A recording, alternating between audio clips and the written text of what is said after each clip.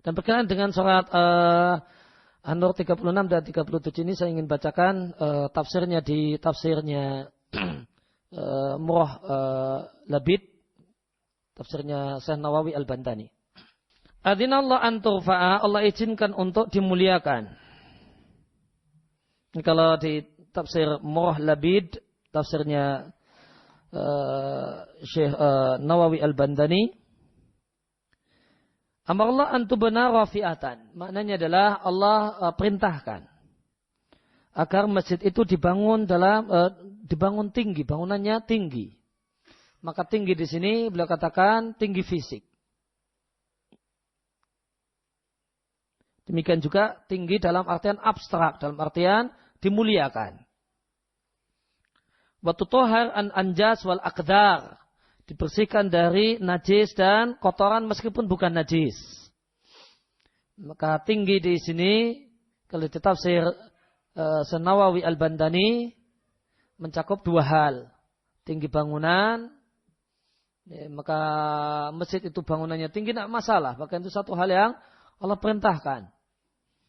Demikian tinggi dalam artian tinggi abstrak, dalam artian dimuliakan, dalam bentuk dibersihkan dari kotoran dan najis.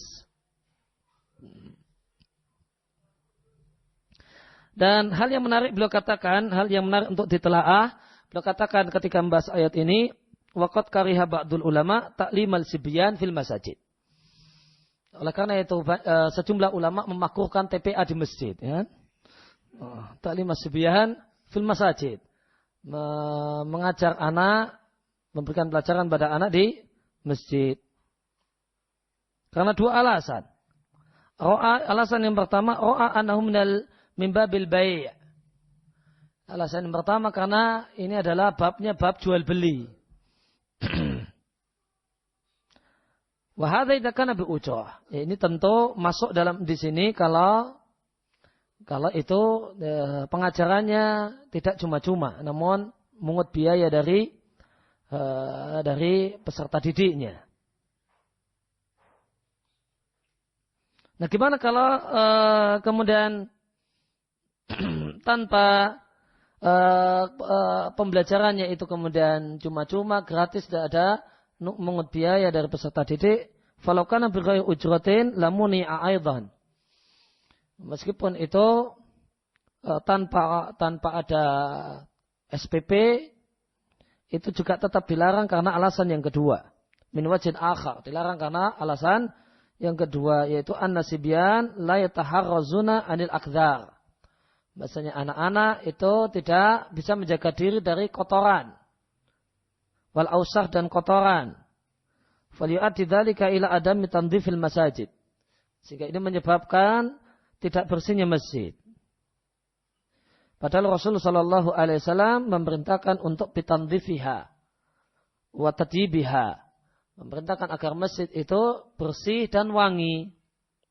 Ya, maka beliau ada kemudian keterangan yang menarik tentang masalah ta'limus sibyan.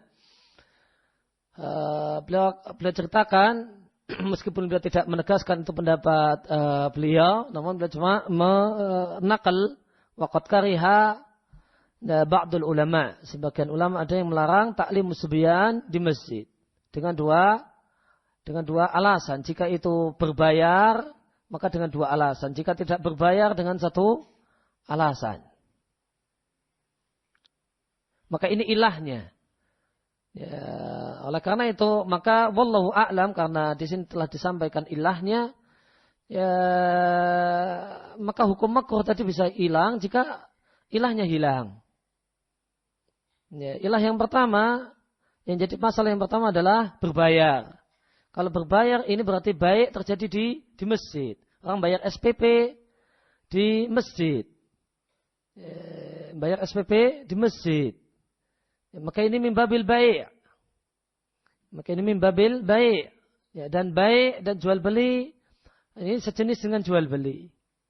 Dan jual beli tidak boleh di masjid. Ya. Kemudian anak atau orang tuanya kemudian bayar SPP-nya di masjid. Ini terjadi baik di masjid. Ini alasan yang pertama. Dan alasan ini hilang manakala ya, pengajarannya tanpa bisa hilang dengan yang pertama, tidak ada kemudian pungutan, tidak ada SPP. Atau karena alasannya adalah baik di masjid, maka kemudian SPP itu di kantor dan kantornya tidak di masjid. Dan kantornya tidak di masjid, jangan di masjid.